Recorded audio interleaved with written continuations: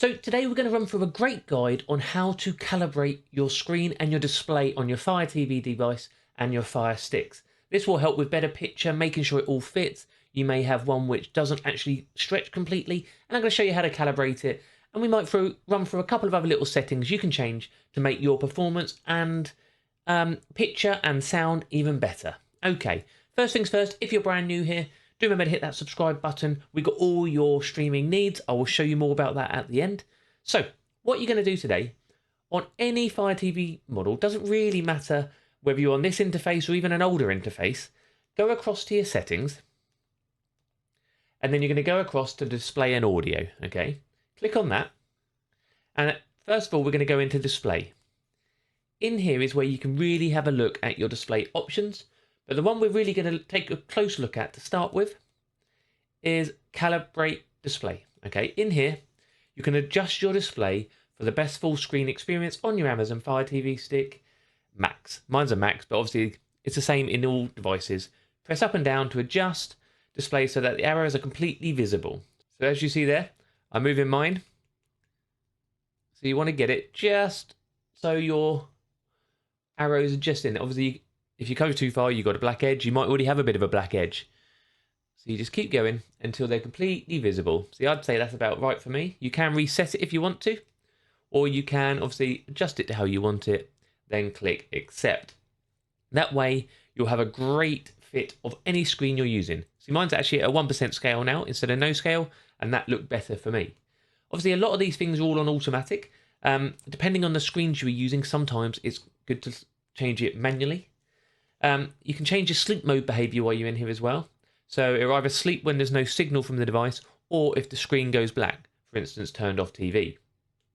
That's quite useful as well. Video resolution, again, will depend on your screen. I am on a 4K device, but my monitor is only 1080p. So if it was set at 4K, it wouldn't work.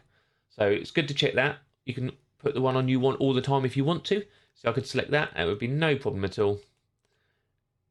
And then it's always on that for me, okay? Or obviously you can keep it on original if you want to, and then it will match the frame rate if you want to as well. Brilliant. There's also a few things you can do in audio. I hate the navigation sounds. I turn them off. That stops all your clicking on your device. Also in advanced audio, if you have advanced audio, these can be a bit annoying. The volume leveler and dialogue enhancer. Your choice, you may like them, but I find sometimes it contradicts with ones which are built into your TV. So if that's happening, you might be while your volume's all over the place. So try them on and try them off and see which one sounds better for you. But the dialogue enhancer can boost vocals on a lot of apps, but it can clash with ones on your TV. So I turn mine off on this device, but it may be something you want to do. And AV sync tuning, this is where you can actually, if you're having issues with your audio out of sync to the mouth. So if things aren't in sync, if they're not in sync, then you can adjust it left and right. But I'm not going to touch this one because I've got it in the right spot for once. Those are a few quick little settings I wanted to go through, mainly because I wanted to make sure that you guys were all up to date and your screen and your sound was the best. You can run your diagnostics if you want. This will tell you what your monitors and that can do. So obviously mine's just a monitor. This will tell you what you're allowed, so it might help you adjust some of those other settings as well. Brilliant. I hope that one was helpful for you. We thought we'd do a quick helpful tip video today, not a streaming app or anything like that. I know we cover lots of streaming apps normally. We do websites, streaming apps, settings to change, how to watch your movies, footballs, all that sort of stuff. We've been doing it for a long time, but actually it's sometimes to do some of the basic stuff. Well, not the basic, but some of the settings so you understand what you can go and look at yourself. Brilliant. Quick word from a partner before we leave. If anyone's after a VPN, linked underneath, as always, is a IPVanish link. It is a partner of ours. We've also got NordVPN linked under there, so if anyone's after one, check those out. It does help support the channel. Let me know your thoughts on that video.